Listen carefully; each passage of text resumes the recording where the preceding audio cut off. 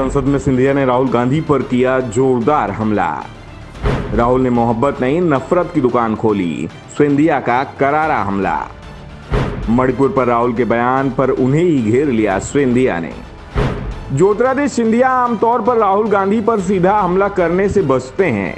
वो जब भी राहुल को लेकर कुछ बोलते हैं तो लहजा नरम होता है। दोनों पहले साथ साथ थे, लोकसभा में आसपास की बेंच पर बैठते थे, लेकिन अब सिंधिया बीजेपी में हैं। ऐसे में जब अविश्वास प्रस्ताव को लेकर लोकसभा में बोलने खड़े हुए तो उन्होंने राहुल गांधी को अपने निशाने पर ले लिया। राहुल गांधी के बयान का जिक्र करते हुए सिंधिया ने कहा, कोशिश रहती है कि सदन में व्यक्तिगत हमले नहीं हो। जब राहुल गांधी ने सदन में ये कहा कि प्रधानमंत्री के लिए मणिपुर हिंदुस्तान का हिस्सा नहीं है, राहुल के बयान पर सिंधिया ने पलटवार ही नहीं किया बल्कि पीएम मोदी की जमकर तारीफ भी की। सिंधिया ने राहुल का नाम लिए बिना कहा कि वे कहते हैं कि नफरत की दुकान में मोहब्बत की दुकान लाएंगे। इनकी दुकान भ्रष्टाचार, झूठ, तुष्टीकरण, अहंकार की दुकान है।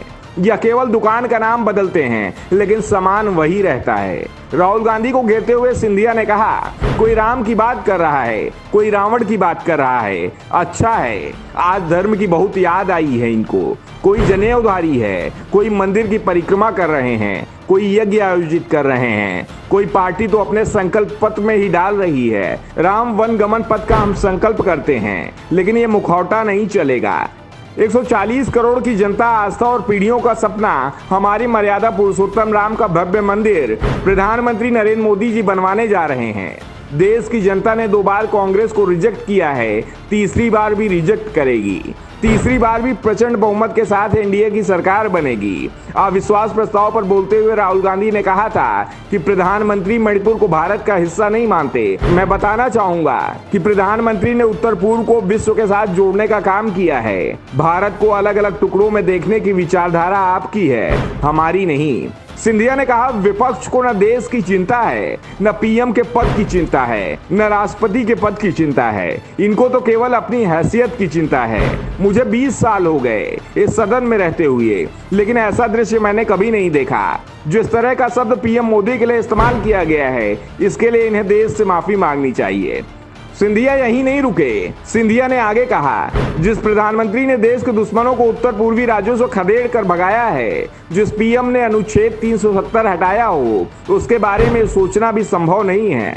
भारत को अलग अलग टुकड़ों में देखने की विचारधारा तो कांग्रेस की है। बीजेपी नेता ने कहा, मणिपुर में जो हो रहा है वो निंदनीय है, लेकिन भारत के इतिहास के काले पन्ने पलटे तो मैं सवाल करना चाहता हूं कि साल 1964 में बंगाल में हुए दंगे को लेकर कांग्रेस क्यों चुप थी? 1984 में सिख की जान गई पर ये लोग मौन क्यों थे?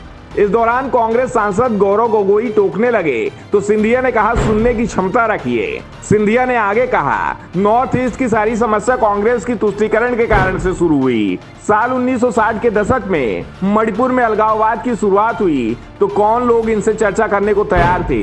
आप भूल गए 1993 में आसान था तो आपकी सरकार केंद्र और राज्य दोनों में थी।